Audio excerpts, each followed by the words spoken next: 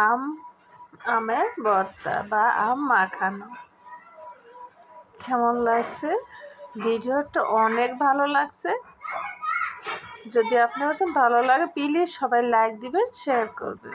এত মজার মজার আম মাখানো। আসসালামু আলাইকুম, কেমন আছেন হাফুরা ভাইয়ারা? আল্লাহর রহমতে ভালো আছি, দোয়া করি সবাই ভালো থাকো। আর এদিকে আমি এই যে কাঁচা আম নিয়েছি, দিয়ে একটু হালকা পাকা। এই যে এখন আমি চুলে দিয়ে নিয়েছি, এখন একটু বটি দাও ছোটো ছোটো করে কেটে নিব। আপনারা আম বানান না, মেশিন দিয়েও কুচু কুচু করে কেটে নিতে পারেন।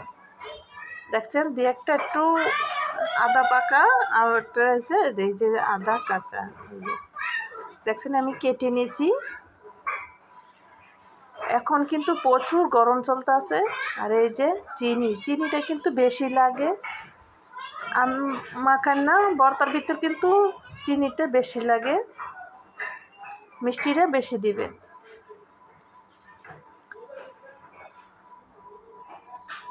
এখন দিয়ে দিব একটু লবণ।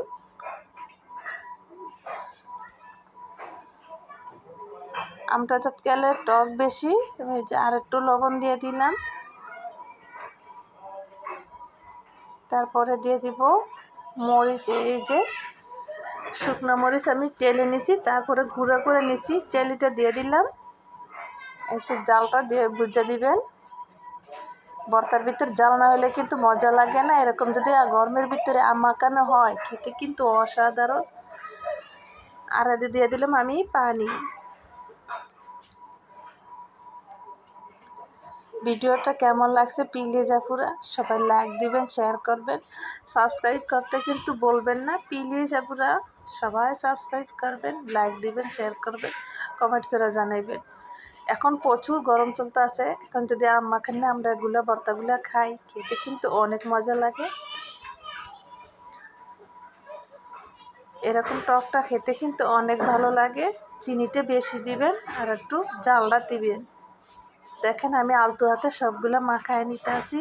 ভর্তাটা খেতে যেন জিহ্বায় পানি না আসবে, তারও জিহ্বায় পানি আসবে। কেন? এখন হচ্ছে প্রচুর গরম। এরকম যদি আপনারা আম মাখান না, ভর্তাগুলো বাসায় বানায় খান, আর খেতে কিন্তু অনেক মজা লাগে। দেখছেন আমার মাখান্না হয়ে গেছে গা। এখন আমি একটা খেয়ে দেখাবো। এত মজা, প্রচুর গরম চলতেছে,